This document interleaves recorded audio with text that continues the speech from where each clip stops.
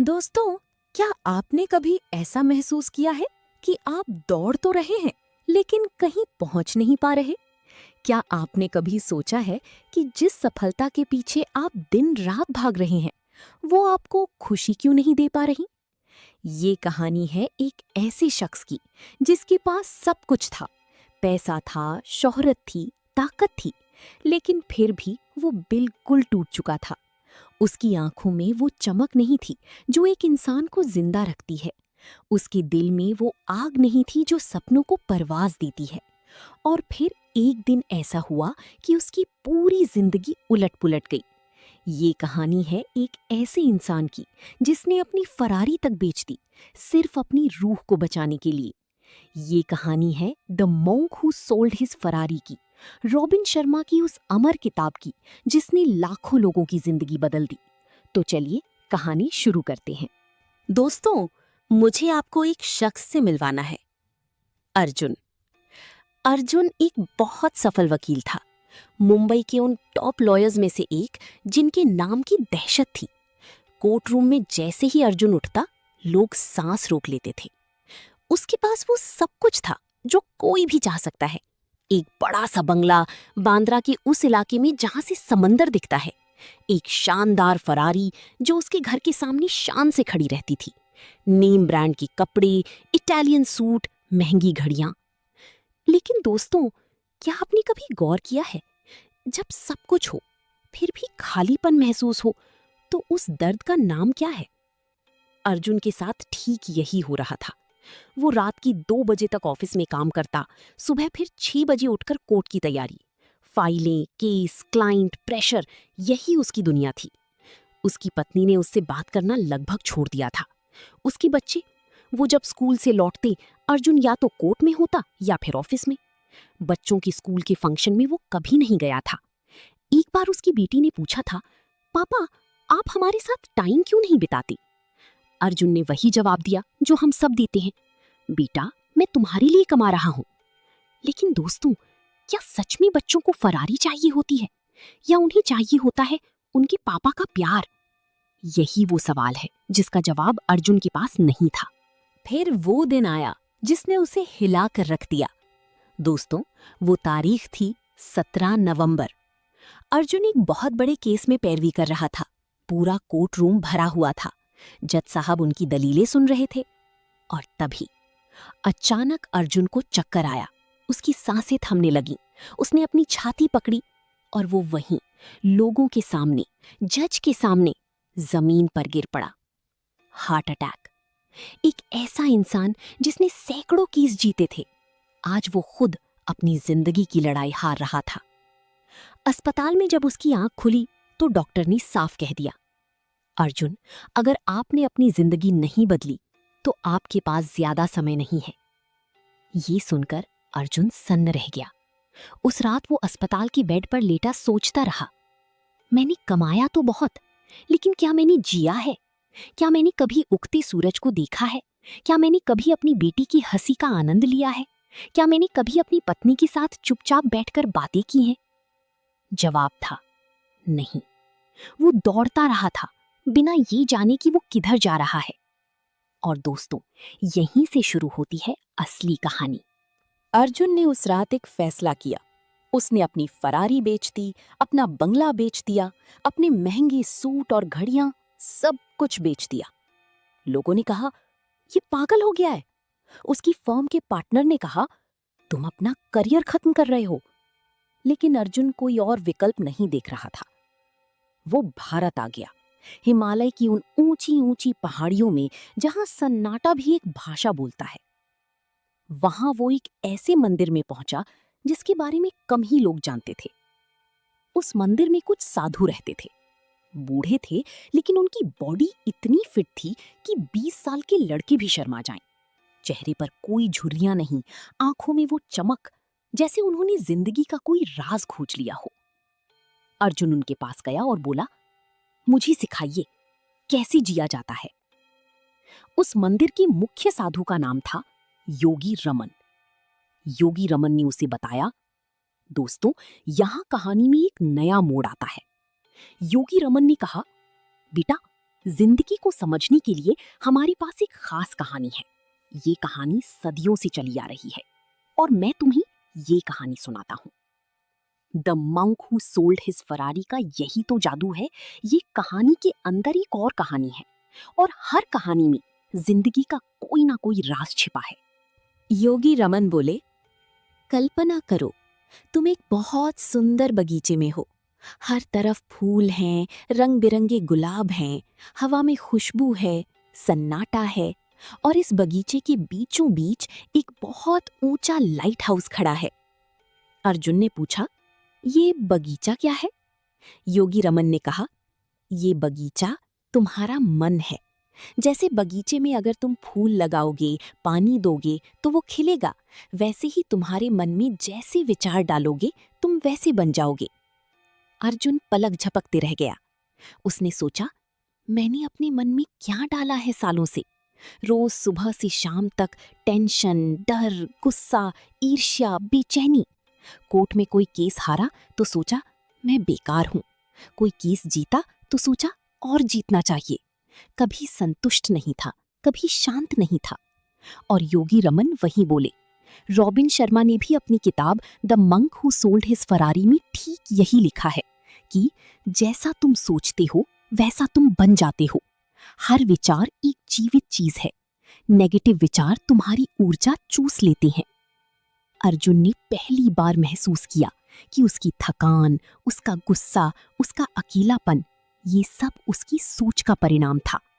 फिर योगी रमन ने उसे एक तकनीक सिखाई। हर सुबह एक गुलाब का फूल लेकर बैठो, उसके बीचों बीच केंद्र को देखो, बस देखते रहो, कुछ मत सोचो, बस देखो। पहले दिन अर्जुन ने कोशिश की। उसका मन आसमान में उड़ रहा था। कोर्ट का केस याद आ रहा था, क्लाइंट का फोन, पत्नी की नाराजगी, बच्चों की फीस, बैंक का लोन। 1 मिनट भी नहीं रोक पाया। लेकिन उसने हार नहीं मानी। रोज 5 मिनट, फिर 10 मिनट, फिर 15 मिनट। और 21 दिनों के बाद एक दिन ऐसा आया कि अर्जुन ने गुलाब को देखना शुरू किया और आधे घंटे बीत गए, उसे पता ही नहीं चला। दोस्तों, इसी को कहते हैं मन पर नियंत्रण। जब तुम अपने मन को शांत कर सकते हो, जब तुम अपने विचारों पर राज कर सकते हो, तो तुम जिंदगी पर राज कर सकते हो। अर्जुन रोज ये करता और धीरे धीरे उसके अंदर एक अजीब सी शांति आने लगी। उसने the monk who sold his Ferrari में पढ़ा था कि मन एक उद्यान है। अगर तुम उसकी देखभाल करोगे तो वो खिलेगा और अगर तुमने उसमें खरपतवार पनाह दिए तो वो सूख जाएगा। अब आती है कहानी में सबसे मजेदार और सबसे गहरी बात। योगी रमन ने आगे कहा, उस बगीचे के बीच से लाइट हाउस का दरवाजा खुलता है और बाहर निकलता है एक 9 फुट ऊंचा, 900 किलो का जापानी सूमो पहलवान। अर्जुन हंस पड़ा। ये क्या है गुरुदेव? योगी रमन बोले, ये सूमो पहलवान काइजेन का प्रतीक है। काइजेन मतलब निरंतर सुधार। अर्जुन, तुम अपने आप को हर रोज थोड़ा बेहतर बनाओ। ये थोड़ा थोड़ा सुधार कभी छोटा मत समझना। आखिर कैसे बनता है तार का वो मजबूत तार? छोटे छोटे धागे इकट्ठा होकर, और फिर वो तार लोहे से भी मजबूत हो जाता है। अर्जुन को याद आया, उसने कभी खुद पर काम किया ही नहीं था। उसने डिग्रियां तो ले ली थीं, लेकिन खुद को कभी डेवलप नहीं किया था। योगी रमन ने उसे चुनौती दी। रोज 1 घंटा खुद के लिए निकालो, बस 1 घंटा। सुबह उठो, फूल देखो, किताब पढ़ो, एक्सरसाइज करो। The monk who sold his Ferrari में रॉबिन शर्मा ने यही सिखाया है। डिसिप्लिन ही तुम्हें आजाद करेगी। ये ऐसा लोहा है जो छोटे छोटे धागों से बनता है, और एक दिन तुम खुद को वो करते देखोगी जो तुमने कभी सोचा नहीं था। फिर योगी रमन ने कहा, और उस सूमो पहलवान के शरीर पर एक गुलाबी तार है, बस इतने से उसके प्राइवेट पार्ट्स ढके हैं। ये तुम्हें याद दिलाएगा सेल्फ डिसिप्लिन। अर्जुन समझ गया, डिसिप्लिन का मतलब ये नहीं कि तुम जबरदस्ती करो। डिसिप्लिन का मतलब है जानना कि क्या सही है और फिर उसे करना, भले ही मन करे या ना करे। अर्जुन रोज ये करता, खुद से थोड़ा सख्त होता। अगर मन कहता आज मत करना तो वो करता। अगर मन कहता थोड़ा और सो जा तो वो उठ जाता। 21 दिन, बस 21 दिन। और फिर उसके अंदर एक ऐसी ताकत आ गई कि वो खुद हैरान रह गया। योगी रमन ने कहानी जारी रखी। वो सूमो पहलवान जब बगीचे में देखता है तो उसे एक सुनहरी स्टॉप वॉच मिलती है। वो उसे पहनता है और जमीन पर गिर जाता है। अर्जुन, ये स्टॉप वॉच समय का प्रतीक है। समय वो सुनहरा मौका है जो हाथ से निकल रहा है। एक बार गया तो लौट कर नहीं आता। अर्जुन को ये बात सबसे ज्यादा लगी। उसने सालों बर्बाद किए थे उन कामों में जिनका कोई मतलब नहीं था। फाइलें, केस, रातें, टेंशन, क्रोध, और उन चीजों के लिए समय ही नहीं था जो सच में मायने रखती थीं। उसने अपनी परवरिश सोची। वो अपनी बेटी के साथ खिलौनों की दुकान पर कभी नहीं गया था। उसने अपनी पत्नी को उसके जन्मदिन पर कोई तोहफा नहीं दिया था। वक्त हाथ से निकल रहा था और यही वो मोड़ था जहां the monk who sold his Ferrari की एक और पेज ने उसे झकझोर दिया। रॉबिन शर्मा लिखते हैं, अपनी बच्चों के बचपन को जियो, वो समय वापस नहीं आएगा। कहानी आगे बढ़ी। जब सूमो पहलवान जमीन पर गिरा रहता है तो गुलाब के फूलों की खुशबू उसकी नाक में आती है। वो उठता है और अपनी बाईं तरफ देखता है। उसे एक रास्ता दिखता है, हीरों से जड़ा हुआ रास्ता, और वो उस रास्ते पर चल देता है। अर्जुन ने पूछा, ये पीले गुलाब और हीरे वाला रास्ता क्या है? योगी रमन मुस्कुराए। पीले गुलाब सेवा का प्रतीक है।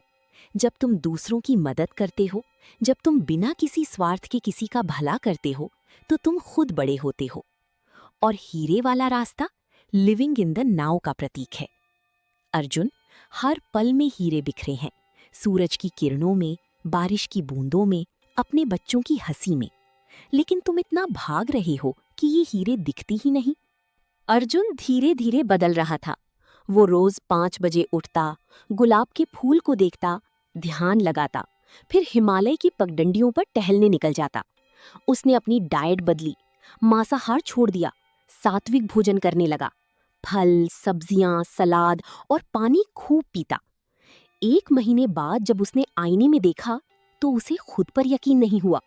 उसका चेहरा चमक रहा था। जो पेट निकला हुआ था वो अंदर चला गया था। जो थकावट उसके चेहरे पर लिखी थी वो गायब थी।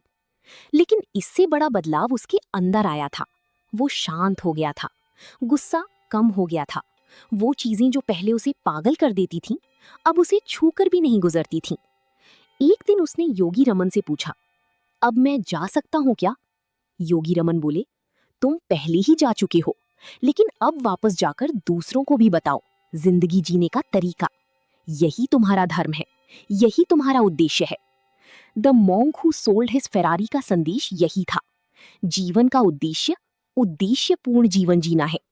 दूसरों की सेवा करो, दूसरों को जगाओ, तभी तुम खुद जागोगी। 6 महीने बाद अर्जुन वापस मुंबई लौटा, लेकिन वो अर्जुन नहीं था जो गया था। कोर्ट रूम में लोग हैरान रह गए। यही वो वकील है जो पहले चीखता चिल्लाता था। अब वो शांत था, लेकिन उसके शब्दों में बिजली थी। अपनी फर्म के पार्टनर्स ने कहा, तुम कमाल हो गए, क्या खा रहे हो? अर्जुन मुस्कुराया, सिर्फ सलाद। लेकिन सबसे बड़ा बदलाव, वो अपने परिवार के लिए वक्त निकालने लगा। रोज शाम 6 बजे, चाहे कितना भी केस हो, वो घर चला जाता। उसने अपनी बेटी को स्कूल छोड़ना शुरू किया, अपनी पत्नी के साथ कॉफी पर जाने लगा। एक दिन उसकी बेटी ने कहा, पापा, अब तुम पहले जैसे नहीं रहे। अर्जुन ने पूछा, पहले जैसा मतलब? बेटी ने कहा, पहले तुम बस दौड़ते रहते थे, अब तुम बस हो। यही वो मोमेंट था जब अर्जुन समझ गया, उसकी तलाश खत्म हुई। वो पहुंच गया था उस मंजिल पर जहां से जीवन एक नजारा लगता है, बोझ नहीं। दोस्तों, अर्जुन की ये कहानी ये कोई काल्पनिक कहानी नहीं है। ये उस हर शख्स की कहानी है जिसने सफलता तो पाली लेकिन सुकून खो दिया।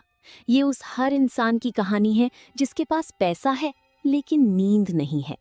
तो इस कहानी से हमें क्या सीख मिलती है? पहली सीख, अपने मन को संभालो। रोज शांत बैठो, गुलाब का फूल देखो या फिर 5 मिनट आंखें बंद करके अपनी सांसों को महसूस करो। तुम्हारा मन ही तुम्हारी सबसे बड़ी ताकत है। दूसरी सीख, डिसिप्लिन। छोटी छोटी आदतें बदलो। रोज सुबह जल्दी उठो, थोड़ा व्यायाम करो, अच्छा खाओ। 21 दिन दो, और खुद चमत्कार देखो।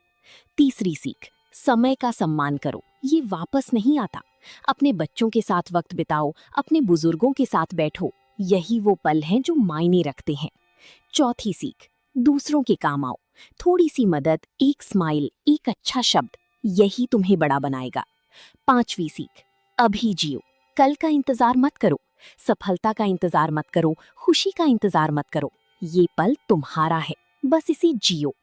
The monk who sold his Ferrari, Robin Sharma की वो किताब जिसने दुनिया को बताया कि असली फरारी कभी बिकती नहीं, बिकता है तो हमारा अहंकार, हमारी भागदौड़, हमारी खोई हुई आत्मा। तो आज ही शुरू करो, एक छोटा बदलाव, एक गुलाब का फूल, 5 मिनट की शांति, और देखो कैसे तुम्हारी जिंदगी बदल जाती है। दोस्तों, कहानी पसंद आई हो तो वीडियो को लाइक करें। अगर आप भी अपने अंदर का वो संत जगाना चाहते हैं जो फरारी बेचकर भी संतुष्ट है, तो चैनल को सब्सक्राइब करें। और हाँ, अगले जन्म का इंतजार मत करो, यही तुम्हारा जन्म है, यही तुम्हारा हीरो वाला मौका है। जियो, पूरी तरह जियो। धन्यवाद।